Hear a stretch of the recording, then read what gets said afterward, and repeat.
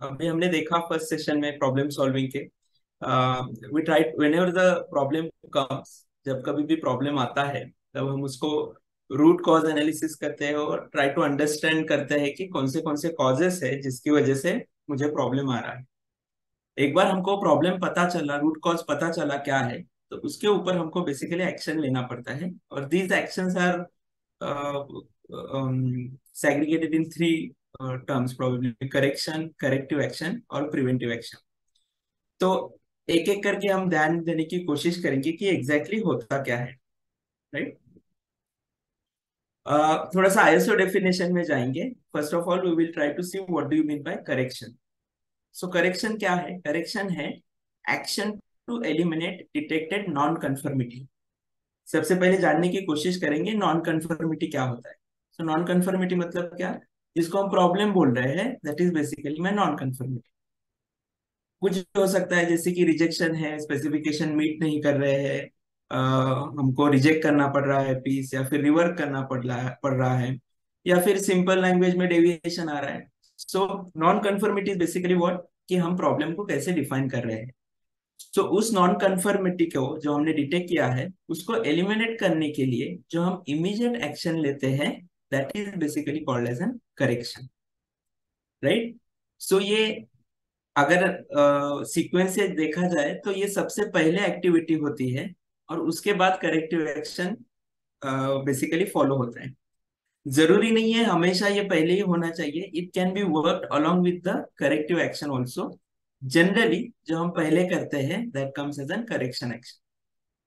सो correction action में भी अगर हम थोड़ा सा डीप में देखने की कोशिश करेंगे तो देर आर टू वेज, जिसको पहले एक्शन को बोलते हैं इमरजेंसी एक्शन और दूसरे एक्शन को बोलते हैं करेक्शन एक्शन। मैं एक एग्जांपल लेके आपको बताता हूँ कि इमरजेंसी एक्शन क्या है और करेक्शन एक्शन क्या है। सपोज हमने हमारे क्लाइंट को एक लॉट भेजा है मटेरियल का, और उसका लाइन कुछ रिजेक्शन उसको ऑब्जर्व हुआ एट द इंस्पेक्शन गेट, और जिसकी वजह से उसका लाइन शायद रुका हुआ है। तो इमरजेंसी एक्शन क्या होगा?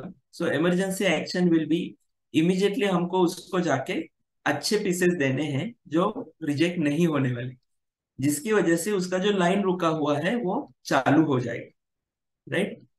सो इमरजेंसी एक्शन कब होता है? जब कभी भी हम जिसको सप्लाई करते हैं, हमारा क्लाइंट है, उसका जो प्रॉब्लम है वो हमको फेज आउट करना है इमीडिएटली और उसका काम चालू रखना है।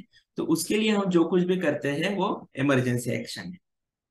फिर करेक्शन, इमरजेंसी एक्शन में नॉट नेसेसरी हमने वो डिफेक्ट जो नॉन कंफर्मिटी हमको ऑब्जर्व हो रहा है उसके रूट कॉज तक मैं नहीं जा रहा हूँ, मैं कुछ भी नहीं जा रहा हूँ, मैं सिर्फ ये देख रहा हूँ कि नॉन कंफर्मिटी को मैं बाहर कैसे निकालूं सो दैट मेरा फ्लो रुके नहीं। करेक्शन एक्शन क्या होता है? Correction action again a subsequent action. तो करेक्शन एक्शन में भी मैं कुछ रूट कॉज वगैरह एनालिसिस नहीं करने वाला हूँ, मैं एक सब्सिक्वेंट एक्शन ले डाउन करने जा रहा हूँ। जैसे कि मैंने अभी बताया आपको कि मेरे कस्टमर को कुछ रिजेक्शन पीसेस ऑब्जर्व हुए जिसकी वजह से उसका लाइन रुका हुआ है। तो इमरजेंसी एक्शन में मैंने क्या किया, मैंने इमीडिएटली उसको अच्छे पीसेस दे दिए जिसकी वजह से उसका लाइन चालू हो गई। लेकिन अभी मुझे ये भी पता है कि जो कुछ भी लॉट मैंने भेजा है वहां पे कुछ रिजेक्शन ऑब्जर्व हो रहा है। सो मेरा करेक्शन एक्शन शायद ये होगा कि मैं 100% इंस्पेक्शन करूंगा जो लॉट मैंने भेजा हुआ है, और 100% इंस्पेक्शन होने के बाद जो गुड पीसेस है वो I will submit it to customer, and जो बैड पीसेस है I will remove from my end, right. So correction action में क्या हो रहा है? Again I am not going to the root cause, I am just ensuring कि जो non conformity है वो ऑब्जर्व नहीं हो रहा है at the client side, correct. I am not doing any kind of an root cause analysis और etcetera. So generally हम बहुत बार ऐसे बोलते हैं ना कि मेरा कस्टमर चिल्ला रहा है या फिर कुछ फायर लगा हुआ है, तो वो एलिमिनेट करने के लिए हम जो कुछ भी एक्शंस लेते हैं we will call it as an correction action. आगे जाके एग्जांपल भी लेंगे so that you will be more clear, but definition part हम अभी कवर कर लेंगे। अभी देखेंगे करेक्टिव एक्शन क्या है। सो देखिए करेक्टिव एक्शन का डेफिनेशन हमको क्या बताता है? Action to eliminate the causes of non conformity and prevent the recurrence. देखिए क्या है? Action to eliminate the causes of non conformity. तो नॉन कंफर्मिटी तो हमको पता है क्या है, कि जिसकी वजह से हम बोल रहे हैं कि हमारा प्रॉब्लम है। अभी ये होने के बाद मुझे पता है कि ये नॉन कन्फर्मिटी आने के लिए कुछ अलग अलग कॉजेस आ सकते हैं। तो मैं यहाँ पे एनालाइज करूंगा कि किस कॉज की वजह से ये नॉन कन्फर्मिटी आ रहा है, और उस कॉज को मैं एलिमिनेट कैसे करूंगा, उसके लिए मैं क्या क्या करने वाला हूँ। That these are basically my corrective actions. Right, so इसमें क्या हो रहा है, मैं कॉजेस तक जा रहा हूँ, किस वजह से मेरा नॉन कन्फर्मिटी आ रहा है, वो सब वजह निकलने की मैं कोशिश कर रहा हूँ। So that is my corrective action. और यहाँ पे एक शब्द भी यूज किया हुआ है, टू प्रिवेंट रिकरेंस।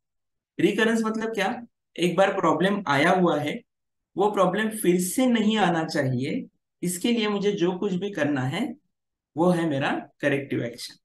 राइट, ऐसे हो सकता है कि किसी भी नॉन कन्फर्मिटी को नॉट नेसेसरी, जैसे कि अभी डॉक्टर रॉय ने हमको बताया कि मेनी कॉजेस हो सकते हैं, फिशबोन डायग्राम निकालने के बाद हमको पता चल रहा है कि ये नॉन कन्फर्मिटी किस किस वजह से आ रहा है। सो हमको फोकस करना है कि अभी के सिस्टम में ऐसे कौन से कॉजेस है जिसकी वजह से नॉन कन्फर्मिटी आ रहा है, और उस कॉज को मुझे एलिमिनेट करना है, सो दैट मेरा ये जो नॉन कन्फर्मिटी है ये फिर से नहीं आए।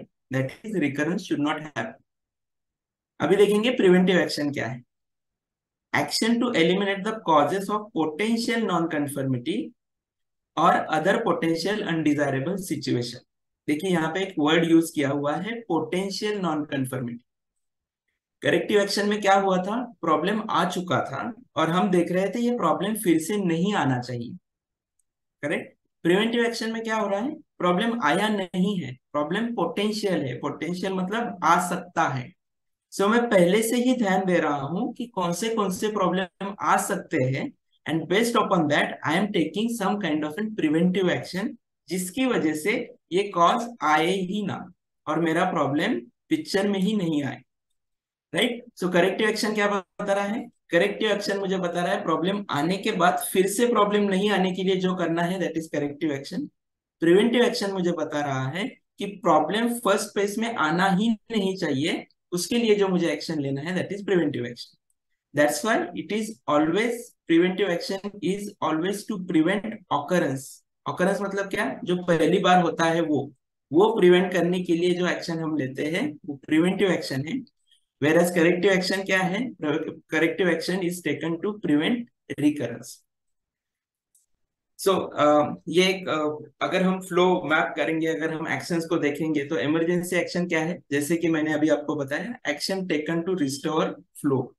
करेक्शन क्या है, action taken to eliminate detected non conformity. ये दोनों भी किसका भाग है, ये दोनों भी करेक्शन का भाग है। करेक्टिव एक्शन क्या है, action taken to eliminate the causes of the existing non conformity to prevent recurrence. और प्रिवेंटिव एक्शन क्या है, action taken to eliminate the causes of potential non conformity to prevent occurrence. Right, so I hope you are clear with what do you mean by recurrence and occurrence. It is a very important part whenever it comes to kappa.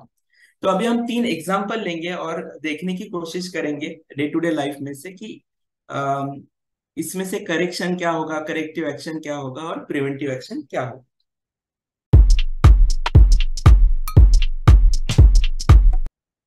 तो चलिए एक पहला example लेंगे। Failure दिखाया हुआ है या फिर प्रॉब्लम दिखाया हुआ है। क्या है problem, food served in a restaurant got cold by the time it served. क्या हो रहा है, जो रेस्टोरेंट में बैठा हुआ है क्लाइंट, उसके तक जब तक फूड सर्व हो रहा है वो ठंडा हो रहा है। So that is my problem. तो चलिए सबसे पहले बताइए एज अ करेक्शन हम क्या करेंगे। एज अ करेक्शन हम ये करेंगे कि food is taken back, heated and serve again. Right, क्या किया है हमने, जो ठंडा फूड सर्व हुआ है हमने अंडरस्टैंड किया कि yes there is a problem, तो मैं जाके शायद इमरजेंसी एक्शन में वो मैं फूड लूंगा, फिर से उसको गर्म करूंगा and then I will serve it back. Correct. इसका करेक्टिव एक्शन क्या होता है, देखिए करेक्शन में मैं कहाँ पे रूट कॉज में नहीं गया, आई एम नॉट गोइंग इनटू ये क्यों ठंडा हुआ था एक्सेट्रा। लेकिन जब कभी भी मैं करेक्टिव एक्शन में जा रहा हूँ तो अब मैं सोच रहा हूँ, सब मैं टूल्स लगा रहा हूँ कि प्रॉब्लम किस किस वजह से आ सकता है। And there is a possibility कि मल्टीपल वजह से आ सकता है, जैसे कि मेरा किचन बहुत दूर है और वो फूड लाने तक ठंडा हो जाता है, या फिर किचन में मेरा फूड तैयार होने के बाद बहुत देर वेट कर रहा था क्योंकि मेरा वेटर किसी अलग जगह पे बिजी था, and an number of such causes are coming up.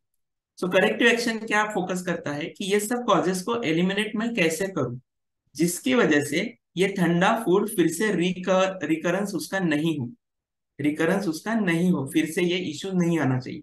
सो मैंने क्या किया, तो हमने किया कि introduce a practice that food will be served in insulated container and serve.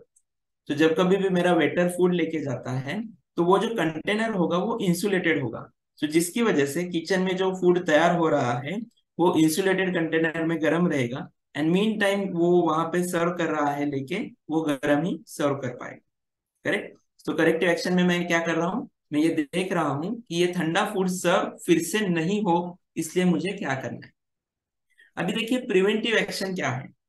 So preventive action हमको बोलता है कि ऑकरेंस से पहले, जब कभी भी मैं मेरा रेस्टोरेंट डिजाइन कर रहा था, मेरा प्रोबेबली सर्विंग कैसे हो ये मैं ले डाउन कर रहा था, तो ये मुझे सोचना चाहिए था कि अगर ऐसा कंडीशन आता है कि मेरा किचन बहुत दूर है या फिर मेरा किचन बिजी है जिसकी वजह से मेरा वेटर नहीं जा पा रहा है, तो शायद मैं डिजाइन करते समय ही फूड आइटम्स को ऐसे हॉट फूड वार्मर में रख देता। जब कभी भी मेरा फूड तैयार हो रहा है मैं हॉट वार्मर में रख रहा हूँ, एंड देन मेरा जो वेटर आ रहा है with the help of probably insulated container ही is serving it to the customer. Right. So देखिए यहाँ पे लिखा भी हुआ है बिफोर ऑकरेंस। ऑकरेंस मतलब क्या, ये घटना घटी हुई नहीं है जिसमें मैं बोल रहा हूँ कि ठंडा फूड सर्व किया गया है, ये घटना घटी नहीं है, इसलिए it is always before occurrence. Corrective action is always after, घटना घटने के बाद, मतलब फर्स्ट हमको रिपोर्ट हुआ है, सेकंड टाइम वो नहीं होना चाहिए या फिर उसका रिकरेंस नहीं होना चाहिए, उसके लिए जो करना है वो करेक्टिव एक्शन है। एक और एग्जांपल लेंगे।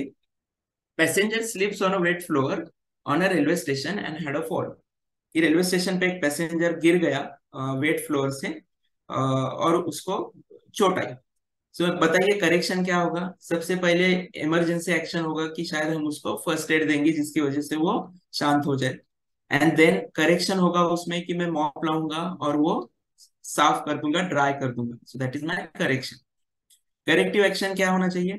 करेक्टिव एक्शन है शायद सीलिंग में से जो लीकेज है जो मेरा फ्लोर पे गिर रहा है, उसकी वजह से मेरा फ्लोर अगर वेट हो रहा है, तो मैं कंटेनर लूंगा और उस फ्लोर पे रखूंगा, जिसकी वजह से ऊपर से जो पानी गिर रहा है वो डायरेक्ट पे ना जाते हुए मेरे कलेक्टिंग पॉट में जाएगा और मेरा वे फ्लोर वेट नहीं होगा।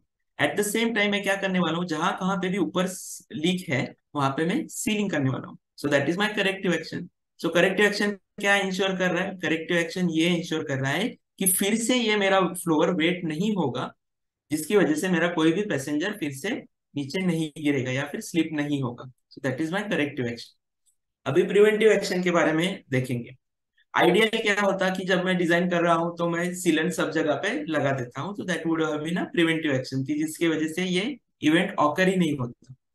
इसमें और एक थॉट प्रोसेस है कि यहाँ पे मुझे पता चला कि एक पैसेंजर था वो गिर गया है because of the wait floor, लेकिन मेरे शॉप फ्लोर पे या फिर मेरे रेलवे स्टेशन पे बहुत सारे अदर अपॉर्चुनिटी है जहाँ पे ऑकरेंस हुआ नहीं है, लेकिन आज जाके अगर मैंने उसमें कुछ एक्शन नहीं लिया तो देर इज अ पॉसिबिलिटी कि वहां पे भी ऐसे एक्सीडेंट हो सकता है।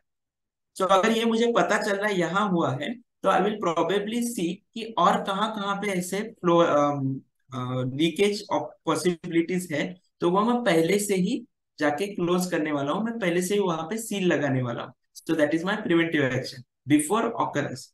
Now I am not talking about that particular floor जहाँ पे वो गिरे थे, I am talking about the entire floor, जहां जहां पे भी ऊपर सीलेंट का प्रॉब्लम हो वहां पे मैं जाके सीलेंट लगाने वाला हूँ। Let's take one more example.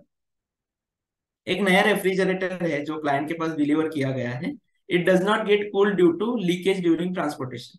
So gas leak हुआ था ड्यूरिंग ट्रांसपोर्टेशन, जिसकी वजह से फ्रीज मेरा ठंडा कूल नहीं कर पा रहा था, ठंडा नहीं कर पा रहा था। बताइए करेक्शन क्या होगा। करेक्शन होगा कि लीक जो है वो फिक्स किया है और गैस रिफिल किया हुआ है।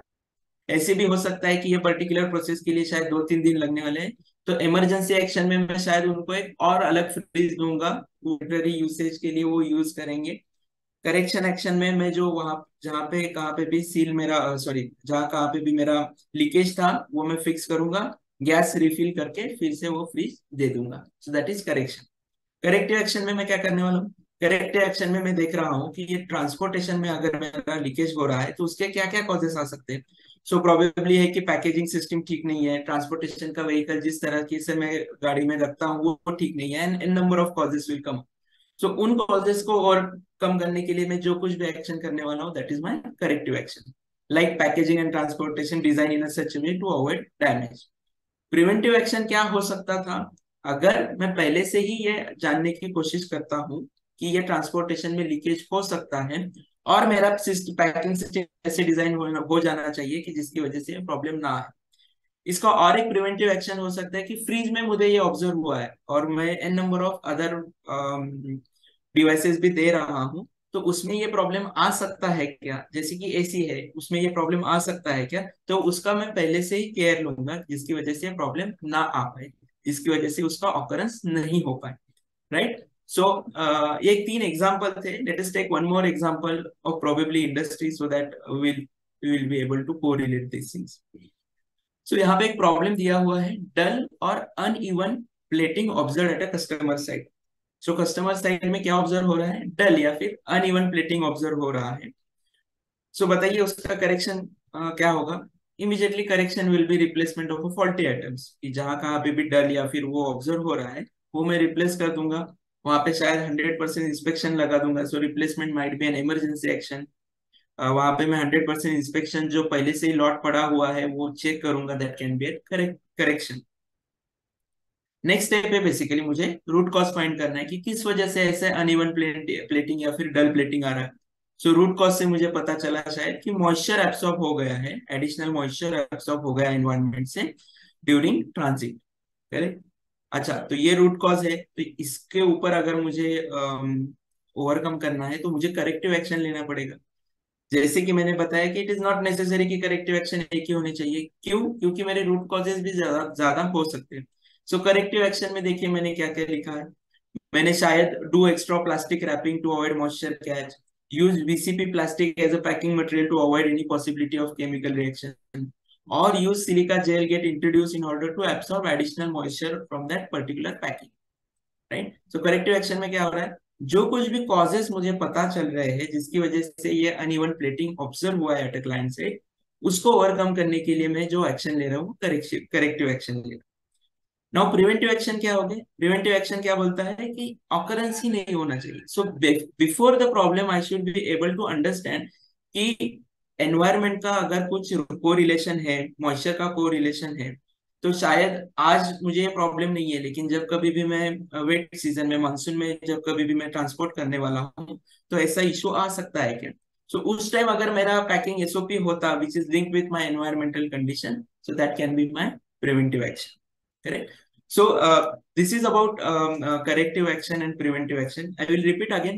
Correction is basically an immediate action which nullify my non-conformity, but it doesn't talk about the root causes. Corrective action is basically talks about the root causes और root causes को overcome करके हम किसी भी problem को recurrence कैसे eliminate करें। Whereas my preventive action talks about the occurrence कि first time ही ये problem नहीं आए, उसके लिए मुझे जो कुछ भी action लेना है that will be covered under preventive action. So I hope you are clear with what do you mean by kappa correction and the emergency action. अगर आपको कुछ problem हो तो please पूछिएगा और we will continue with Dr. Roy.